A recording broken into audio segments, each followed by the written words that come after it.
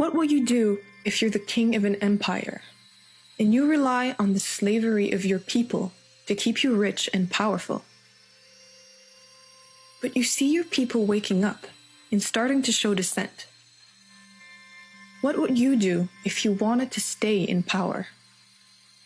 You would sure hope that they forget about it. You would want to distract them, or even better, turn them against each other, so that they forget about their original cause. The mainstream media, which we all know is in the business of maintaining the status quo, is doing a great job at doing just that.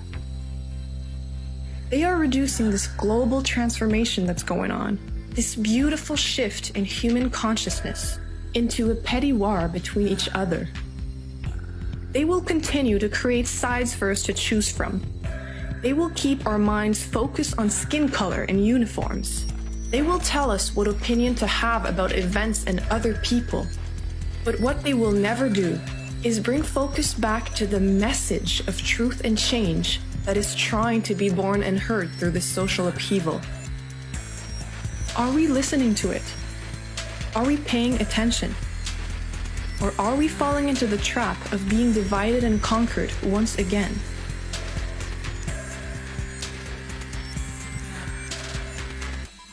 Who are underneath these uniforms? Who are those we call protesters? From up close, one may be wearing a shiny badge that supposedly grants them authority over others, while the other may be holding a sign of rebellion against this said authority. But from a higher perspective, it's all the same. We are all human beings. And the reason why change is needed is meant to uplift not only those walking the streets, but also those wearing the uniforms.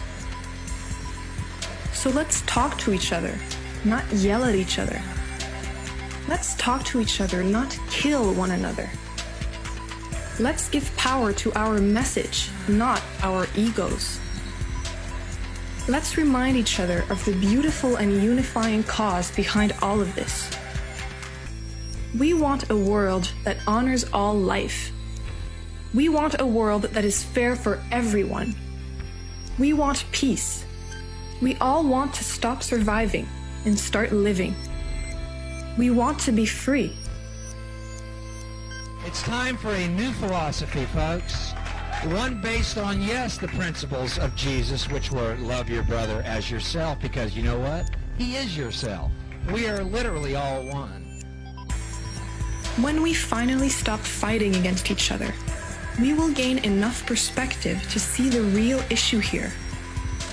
Now, one might say that the issue is the king of the empire, the corporate elite that is enslaving humanity. But even that is thinking too small. What is the life force of this system? Is it the small group of people calling the shots at the top of the pyramid? Or is it the 7 billion strong army of people complying? That is us. That is humanity. We do it because we want to keep our jobs, because we want to survive. But we only have to struggle to survive if we comply with a system that keeps us in isolation and competition.